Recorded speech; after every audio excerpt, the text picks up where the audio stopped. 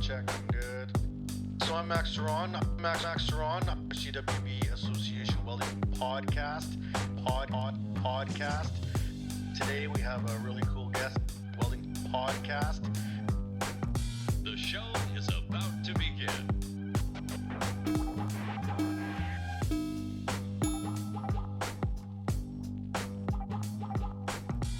Hello and welcome to another edition of the CWB Association podcast. I'm Max Ceron with you guys again.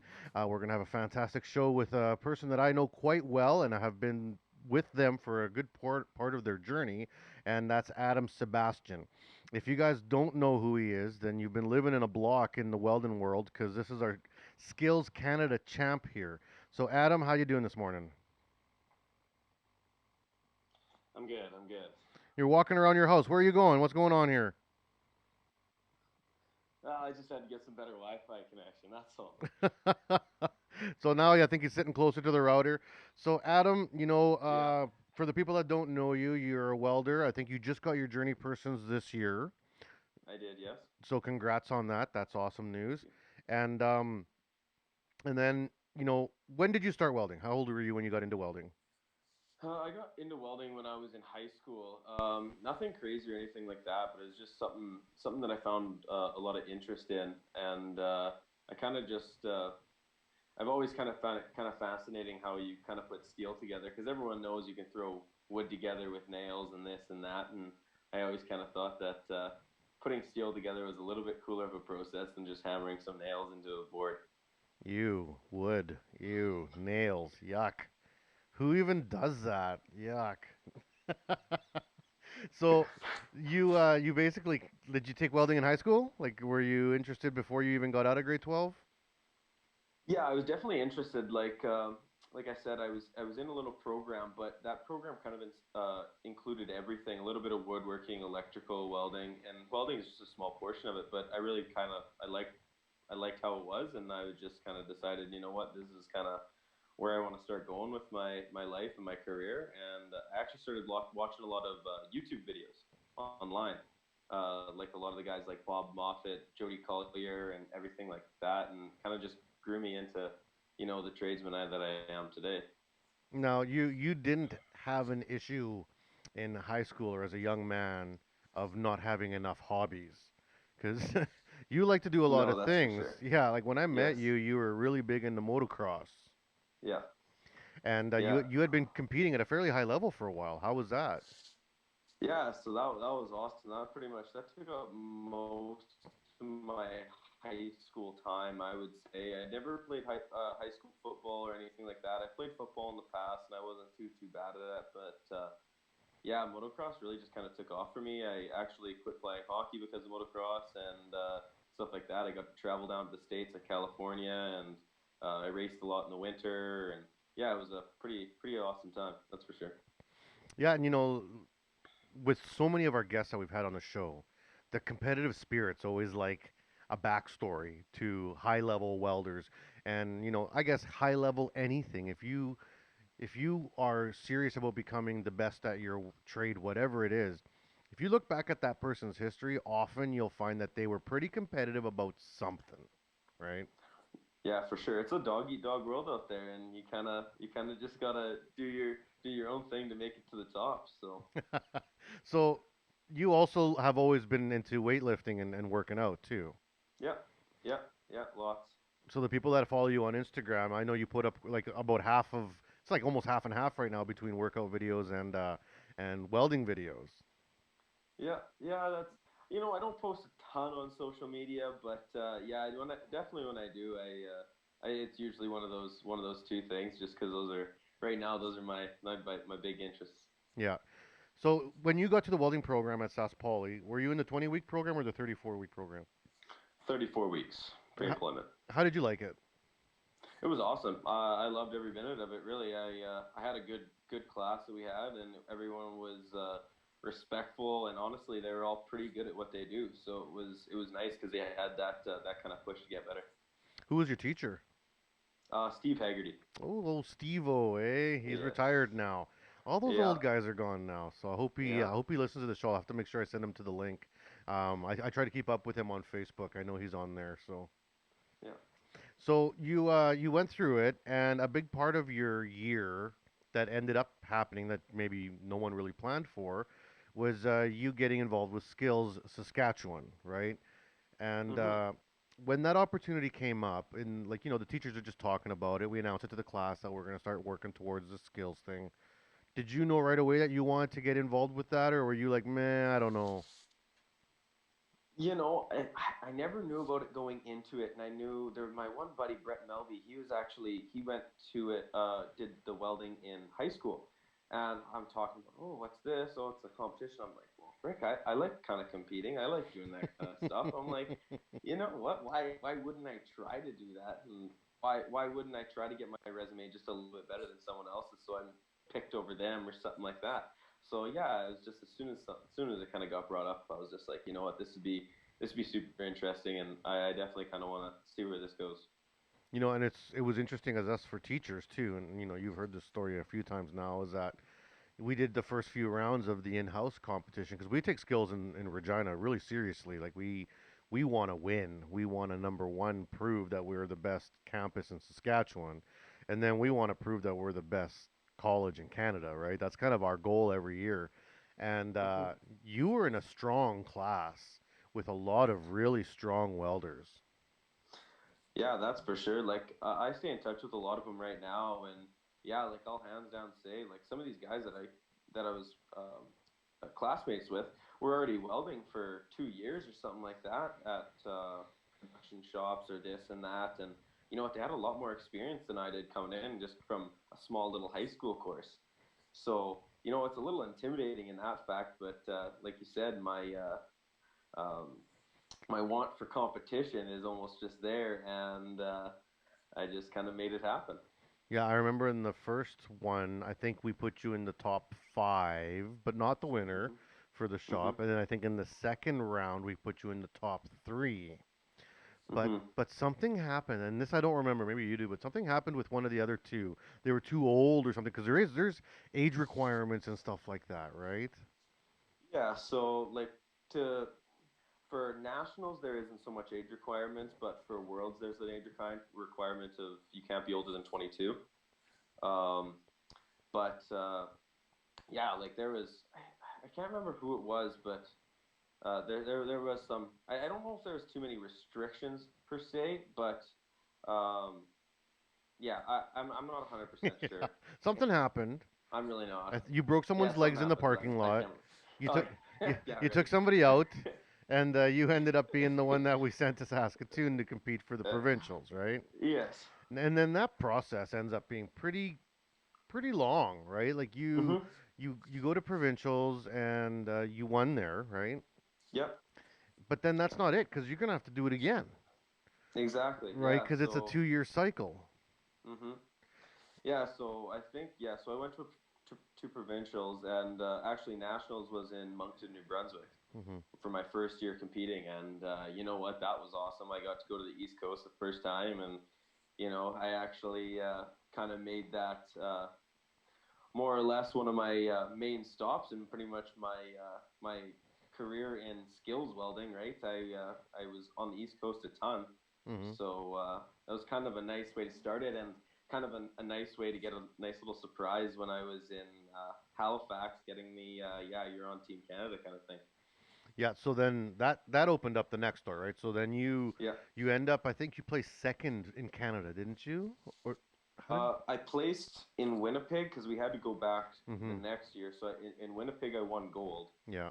and then there was a discrepancy when I was in where was it? It was in Oh, Moncton. Edmonton. Sorry, Oh, no, right, right. Edmonton. Edmonton was because I went to nationals 3 times. Hmm. I got absolutely my butt absolutely kicked the first time I went, and then I came back and I was like, "Okay, I gotta beat all these guys. I gotta show them who I am." So I went and I won gold, and then I went to Edmonton to try to get a team spot on Team Canada because that was the end goal.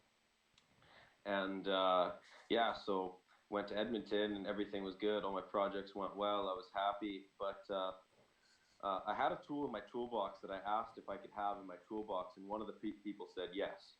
The other person said no. So then they took it away, and I was fine with them because I didn't need it. It was aluminum chill block just in case for a stainless project, just in case I could use it. Like I said, I asked, and I was trying to be like smart about it, be fair competitor, right? I was willing to give it up, and I gave them up and everything like that. I didn't use them, but then they docked me points because I had that, and that was kind of frustrating because to get second and you know to have something docked from you, it's like, well, okay, Yeah. so where would I have actually landed? Which is frustrating. But But a valuable needless to lesson say, still. Yeah. it still lit a fire under my ass, and I kind of grew from that a little bit more than I would say if I took home and won this. Well, as instructors, with like it was me and Steve that worked with you a lot with this project going throughout your process. Um, as instructors, we learned lots about the rules too, because like everyone's like, yeah, yeah, go for skills, yeah, yeah, go for provincials, nationals, and we just see what they send us in terms of the weldments and the welds. Okay, I can teach how to do this, but there's a lot of fine detail in rules and in process that we don't know until we get there, right? Hmm. Yeah, like I said, I mean, I try to do as much as I can for like asking what's allowed and what's not, because like I know you can't use at nationals, you can't use like those fancy cups and everything like that for TIG welding for stainless and stuff like that. And I knew that going in, but those chill blocks I didn't know, so I asked about them, and unfortunately, still they decided that they would still dock me, which is a little bit unfortunate, but it is what it is. Like I said, So then you ended up on Team Canada, and yeah. then at this point we know that we're heading to freaking Kazan, right? Well, you know what? I don't think it was that. I don't think it was that. That was like, okay, we're heading to Kazan. You know that process between Edmonton and going to Kazan, that full year was an absolute wild year. Like they took the top 1 and 2 guys, and they said, okay, you two are battling it out for Team Canada. So that full year, I was training full time, and so was the other competitor in Red Deer, Alberta. His name was Justin Meldrum, and Justin Meldrum, he's a one hell of a competitor. He's one hell of a good welder, and you know what? Me and him definitely got our money's worth for battling it out for that full year. So we went around, and we went back to Halifax, and we went down to Alabama and everything like that to do these world style competitions with You pressure even vessels. yeah, you even went to Australia too, didn't you, for a I did, competition? yes. Yeah. Yes, I went to Australia and everything like that, and like we're making these weldments that are pressure vessels, 100% penetration, aluminum, stainless, X-ray plate and piping and stuff like that, and so it's definitely a leap up above the national competitions that I was used to. So you battle it out, you duke it out, then you break his legs in Hmm. the parking lot, just like all the other competitors, and then then you end up on now you know that you're gonna go over the pond and go to Russia.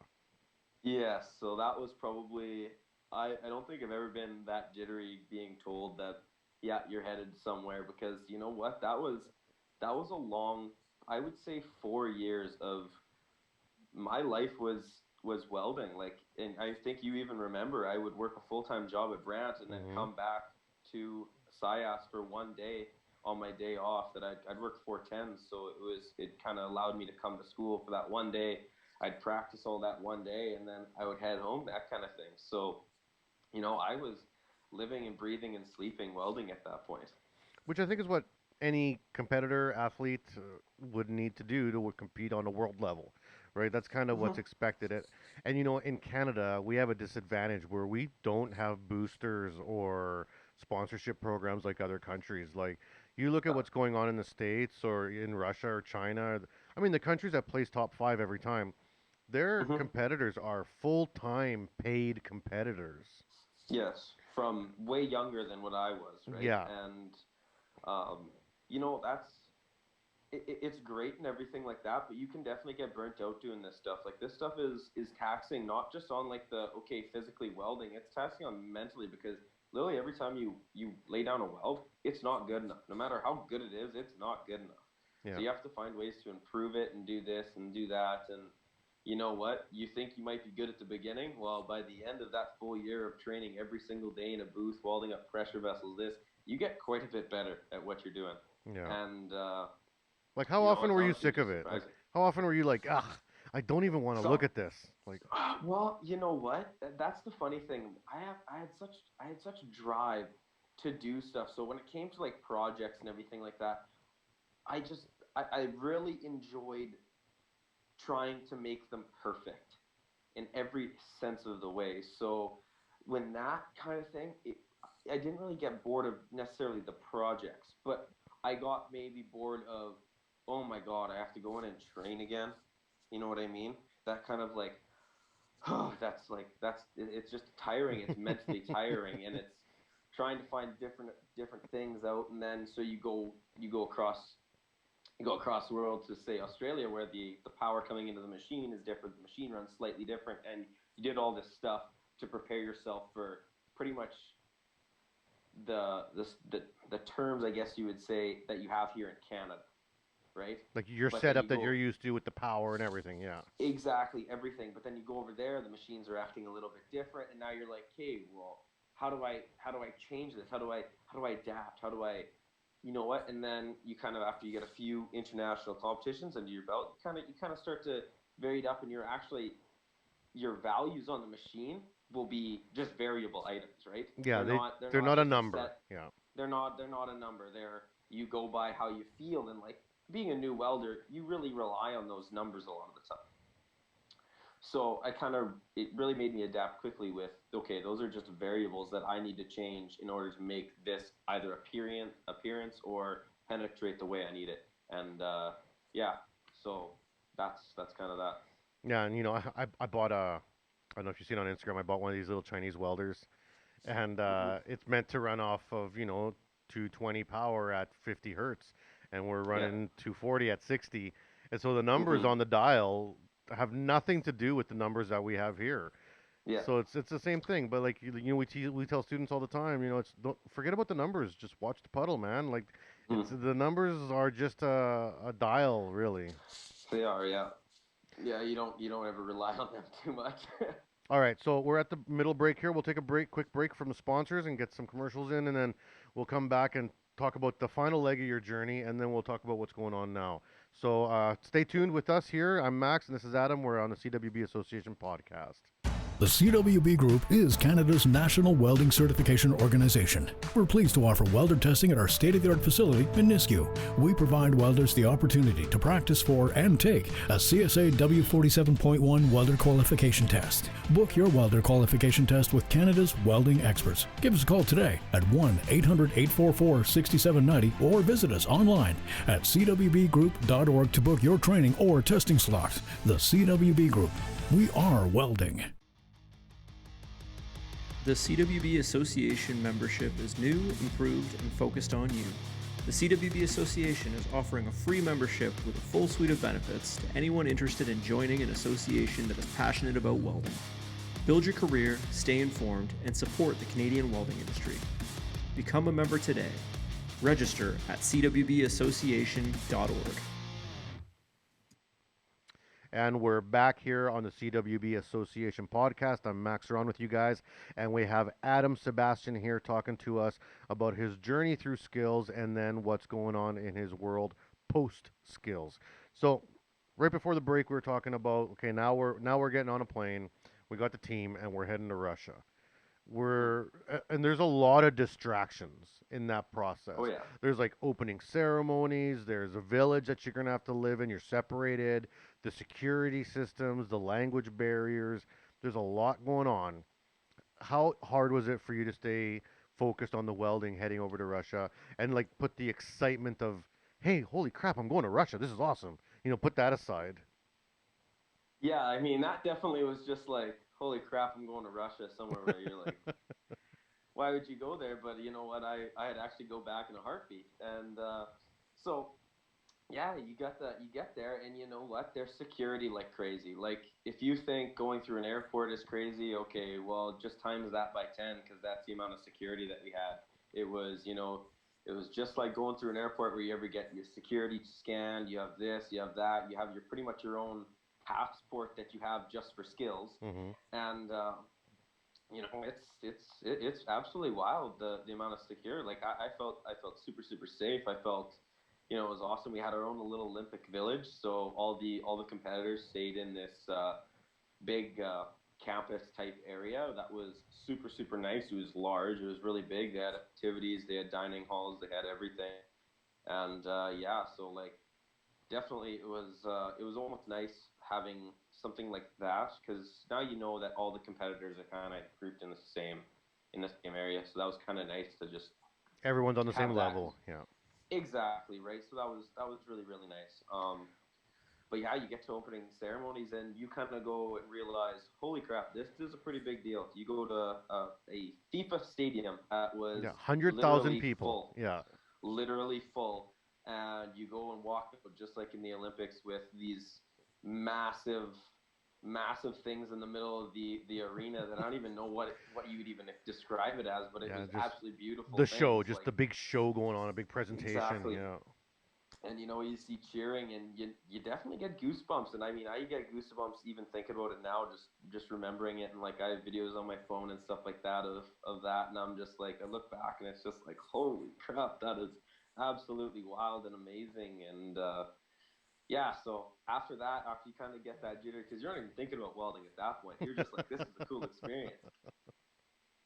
And yeah, so you're walking around with the rest of Team Canada, and yeah, it was just awesome to have that experience, and you're just, yeah, You awesome. know, and it's funny at the beginning you said you know why would you go to Russia, and you know I've had a lot of people kind of have a weird, ignorant, negative commentary to me, being like, "Oh, Russia, why would you go to Russia, or what's in Russia?"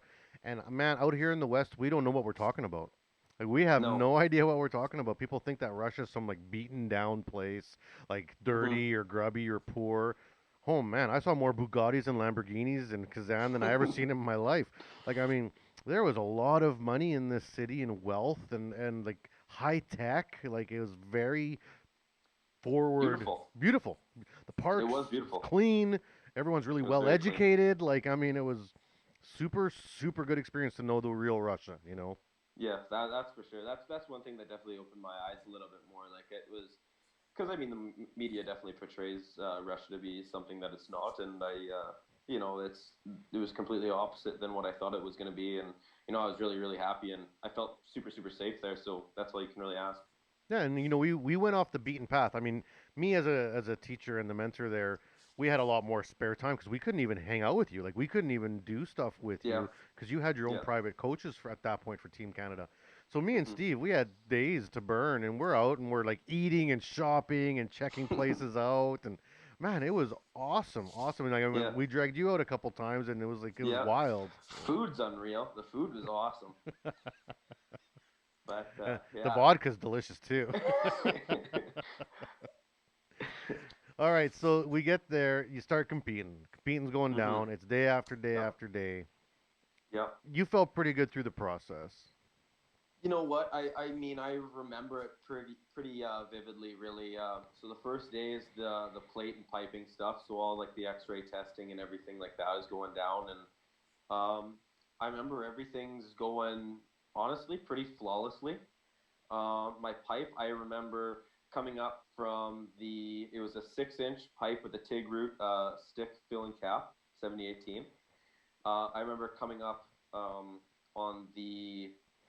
I think it was around the 10 o'clock ish portion of the pipe, and I got a little bit ahead of myself. I added a little bit more filler than what I probably needed to, and it was just above that 2 mil max, 2.5 mil max reinforcement Hmm. that we're allowed. And I remember that vividly because I remember coming up, my root was smoking. My root was absolutely smoking, and I came to that one spot and I added just a little bit too much rod, and I was a little bit frustrated with myself, but nothing that was like failable or anything like that, which was nice. And unfortunately, got dinged a point there because I had a little bit too much reinforcement. But actually, all those X-ray plates shot perfectly well. There was zero inclusions at all. So, and that was me, and I'm pretty sure it was China. Were the only people to do that in all of the competitors. Yeah, and it's not like it was just like a couple of you. Like I took a picture. Hmm. Well, I took lots of pictures there, but when you guys were doing your pressure vessels, I took a picture when they were all on the floor. There's like 80 of them. right? There's countries from all What? over. Like there's Yeah, a lot there's of lots. competitors There's going. lots. Yeah. Yeah, that wasn't just like me and another guy competing. It was the best representative for each country, and that's who they took, right? So Yeah, so like I'm at that point, you know, and like I mean, some of the real beautiful stories I got out of Kazan is that you're running into some competitors that are from some really poor countries, and hmm you know, there's some 18, 19-year-old kid who has minimal welding training, crappy school, crappy equipment. He's got a good teacher just trying their best to do with what they hmm got, and some of these kids are just so happy to be there. Like they don't really have a chance to win, but just to be in the same yep. room and compete against, you know, people like from Canada and China and Russia and the US where we got lots of money and equipment, you hmm know, it was really cool. Like they're looking at you and they're like, wow, I want to be able to do that. They're not even Yeah. thinking about getting top 10 or anything, you know, No, no, yeah, and then like for us, it's a different mindset, right? It's we're going in there to to try to win. win, and Yeah. you know, definitely with that definitely comes a little bit more pressure, right? And there was pressure. I mean, throughout the whole year. I mean, there's expectation to do well. I mean, just with anything you're competing at a high level, you have expectation to do well. People are supporting you with money, not just like, okay, go do your best. You know what I mean? It's not at this point it's a job, right? So and they have an expectation of you, and if you're the best representative for the country, they expect just the best out of you. So you know, it's with everything that like that, it comes a little bit of stress and everything. But other than that, it's a good way to know your limits and everything like that. All right, so I don't want to spend too much more time on skills. You kind of went through it. You did pretty good. You had your highs and your lows. Yep. And when you said like you got docked a point, people are like, "Oh wow, that's not so bad." But man, a point is a big deal. Like So they, yeah, they like add up quick. yeah, so like on around a 700 point scale, I ended up placing ninth, um, which was actually 3 points out of a Metal. podium position. Yeah. and and a podium position wasn't even 1, 2, 3. There was ties for gold and bronze. So there was I think there was five or total of six. Yeah. five people on that podium. So me in ninth place was literally just a couple spots out of the podium. And you know what? That's crazy. Like it's. That I mean, tight. I came there to do top 10, and you know I did just that. I mean, looking back at it now, I'm kicking myself every now and then, just going like, I know I could have done that to get those 1 or 2 extra points to get me right up in that top. But like at the end of the day, it is what it is. It was an amazing experience. Yeah, that's awesome. And you know, I was super proud of you and being there and the whole experience. And you know, I know that's something that I get to carry with me for the rest of my life. And I didn't even win shit, right? So now you get back to Canada post skills. You're like, okay, now I gotta like be real, and then now this is now real life. So you Yep. you actually have to get your journey person now because you got to actually finish what you started like on the hmm trade side. So we said that you got that this year, so that was good. And you know, I Yep. don't think we had too much worry about you passing that after the processes you'd already been through. hmm But was it hard settling back into normal work life? Like you came back and I think you were at Brant for a bit, and then you switched over, and I think you're at Dynamo now. And Um, was it tough getting back to normal work life? you know, it was, but it wasn't. Normal work life. Like, I mean, I still with skills. I still worked. I still worked a consistent job technically, right? I still had a set time and set everything that I was still working on. It was just the tasks changed, right? Hmm. The task changed to more or less okay, focusing on my skill to more focusing on a product that I can make and like just depends on what I'm say doing at that time if we're making buildings or whatever, or really whatever it was. So the task and just how you performed it slightly changed, right? Because you're working with others now and everything like that. So, um, yeah, it didn't change it too much, but it definitely was like there was a little bit Of a difference there. of a difference. Yeah, that's for What sure. about in the work environment? Because you know, during skills, moving forward, you say 4 years of that journey. hmm Literally, everyone around you is trying to help you and prop you up and be like, yeah, yeah, yeah, Adam, we can do this. Work, work, Yeah. work. What do you need? Let's get you sponsors. Let's get you money. Let's get you helmets. Let's hmm get you gear. you Yeah. know, Yeah. Yeah. and then you go into real work life where it's a kick in the pants and like get to work and no one cares about you anymore. Or did you Well, find it not too bad? you know what? I find it more people are, since they don't know who I am and everything, because I really enjoy to learn. They have such a, they almost have a grudge against you, if that Mm-hmm. makes sense, right? They're Yeah. like, oh well, if you're such the golden boy that you are, you'd know how to do this. And I'm like, okay, but I know how to do the welding aspect. I know I'm good at the welding aspect. I need help in the fitting, the fabrication, this kind of stuff, and Yeah, you're still a young um, tradesperson. Like you still well, have 20 exactly, years right? of learning ahead of you, 30 years. I Yeah. I need that experience under my belt. I know I'm at a step where I maybe don't necessarily need to look at my welding so much, but now if I can just do more fitting, then I can to become a little bit better of an all-around tradesman. Then that's kind of what I need. And people are just kind of just have this assumption of you that, oh well, if you're so great, and that's kind of unfortunate. Um, but then there's also a lot of guys that are willing to help you, right? Hmm. That are willing to sit down and be like, oh yeah, this is how you do it, and you have to have a good attitude. Obviously, you can't. Attitude is probably the biggest thing, literally with anything. So you have to have a good attitude coming in and stuff like that. Yeah, it's like an unfair assumption that you're just going to be good at everything. It's like, oh, Well, hey, that person exactly. can bench 400 pounds. Awesome. Now let's have a race swimming. Well, it's not Yeah, the same thing. Like, you know what I mean? it's Like, not the same you thing. never see bodybuilders swim. I Yeah, think bodybuilders can't swim. I think their heads sink to the bottom and their feet pop up. I'm not sure. It's like a buoy. I think that's right. I think that's right. So now you're working. Yep. You're in a production shop. You guys do a little bit of everything at Dynamo. I know that's pretty mixed up work there, so that's good. Yeah, we do lots of stuff. Like we do a lot of stuff with SAS Power. I actually got the opportunity to go to a potash mine and repair a super duplex vessel. Oh, that's fun. That was pretty cool. So yeah, we do a lot of stuff. We make buildings, whatever, aluminum, whatever. You know, you name it, we do it. That's So good. And that shop was really expanded because it used to just be the support for an electrician side, electrical pretty much, side. It yeah, used to just be like the welding shop was like one or two people just yeah, supporting the electrical, but now it's its own fab world, right? yeah. It's his own fab shop now. So that's awesome. Really, it's nice.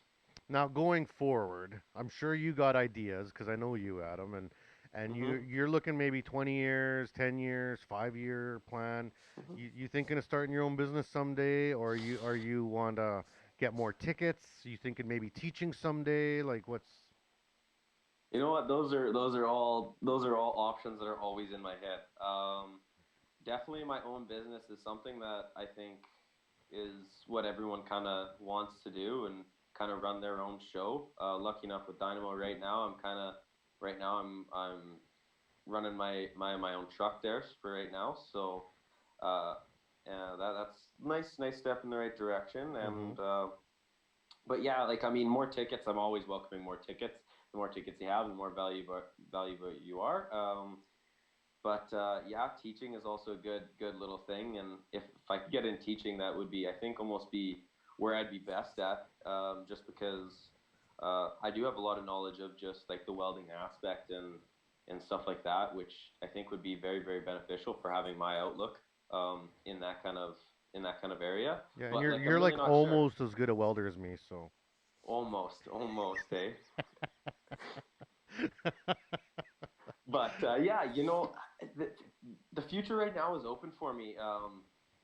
I definitely do want to, like, if I could, branch out on my own. But like I said, with this pandemic going on too much, so it's a little bit nerve wracking to maybe even go out and head on your own and do all that kind of stuff. So yeah, like I know even with my business, I scaled back this year, but it actually was a really nice change because, hmm well, you know me, I work way too much and too many projects at the same time. So scaling yeah, back, I'm not taking any projects that are bigger than the footprint of my garage right now.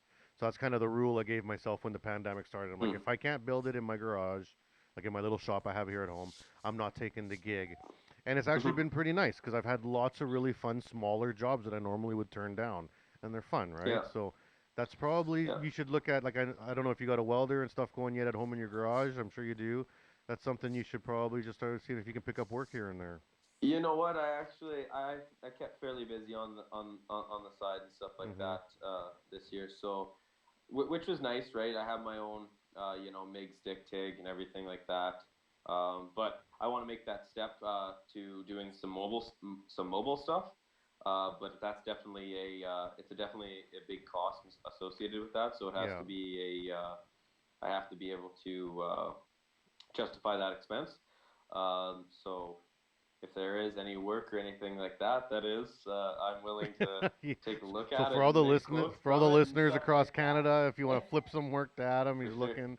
Well, I was just talking to Hart the other day. Was Hart in your class? Remember Hart? He Hart was Smith? in the year after Was me, I he? think. He's got his I own think so. business up running with a truck. He finally got it up and running this year, Awesome. and he's killing it, man. He's killing it. Ironsmith's Manufacturing or Ironsmith's Worker or something like that it's called. Nice. And yeah, I was just talking to him. He's got lots of work right now. Seems like all those guys that had Kevin as a kind of a mentor working at JR's there that are doing pretty well for themselves. They all bounced out though. Exactly. That's just the nature of the trade, though. Oh It man, is. my first job was 10 years. That's the longest Mhm. one I've ever had. Since Yeah. then, I've bounced and bounced and bounced, and I've never burnt a bridge. I've never left a company angry, but Yep. new opportunities pop up, and man, you gotta take the opportunities when they come. If you're that type of person, like if you're looking to advance, then you gotta Mhm. jump on them. People aren't gonna ask twice, right? You know what? You say never burn a bridge, and that's probably the best thing you can possibly do because in this trade, everything is word of mouth. Everyone knows who you are. If you're this or that, it's all word of mouth. They're going to be like, oh, yeah, this guy can do it, or this. I know other welders that have sent me work because they were like, I know you would do a better job. And you know what? That's awesome to hear from other Hmm. welders. You know what I mean? And like, that's really gives me, definitely a little bit of pride in what I do and everything like that. So, Yeah, yeah, and that's it's important. awesome. For sure it is. Those relationships are very important in this industry. So wait a second. If I think this through, since skills got canceled this year, does that mean that you are a Hmm. two-time skills champ?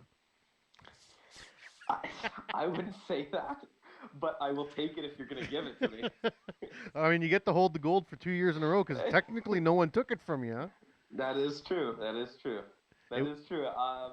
I'm not going to say that is correct, but I will take it. Yeah, all right. So, like, do you have all that stuff framed up in your house? You pretty proud about it? I do have a pretty solid collection of medals, plaques. I got a beautiful Team Canada helmet that I'm actually looking at, staring at right now, Hmm. and yeah, I have a really nice little mantle set for it. So. Awesome. Well, I'm glad you're proud. Well, so we're pretty much at the end of the interview here now. What do you Hmm. want to say to young welders coming up? What's a little piece of advice you could tell them if they're thinking about either entering skills or even just going forward into the workforce?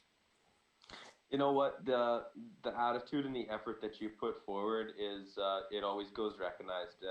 You can even ask like a lot of the teachers at SciAst and SAS Polytech, and they'll say, you know what, they even say for me, for example, they didn't expect me to win. They didn't really have their bets on me and stuff like that. And you know what, be the person to prove them wrong. Why can't you do something? It's not, well, why can I? Well, it's why can't you? Why can't you be that one in a million? You know what I mean? There's no reason you can't if you put your right foot forward and just focus on what you need to do. And if there's a will, there's a way. And yeah, just do what you know you can do, and that's all you can. Awesome, man. That's good advice, and it's very, very true.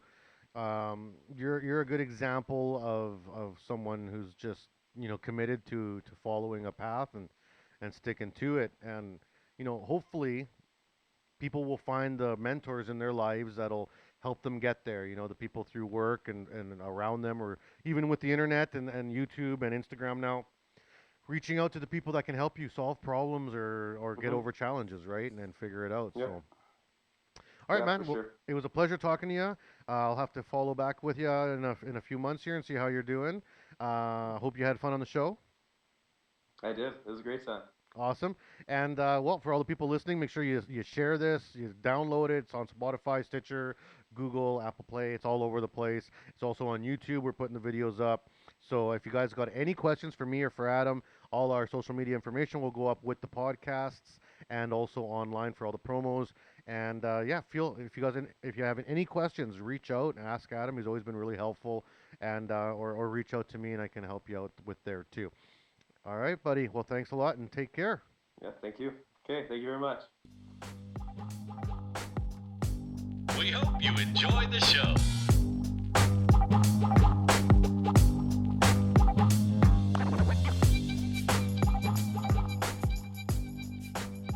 You've been listening to the CWB Association Welding Podcast with Max Ceron. If you enjoyed what you heard today, rate our podcast and visit us at cwbassociation.org to learn more. Feel free to contact us if you have any questions or suggestions on what you'd like to learn about in the future. Produced by the CWB Group and presented by Max Ceron. This podcast serves to educate and connect the welding community.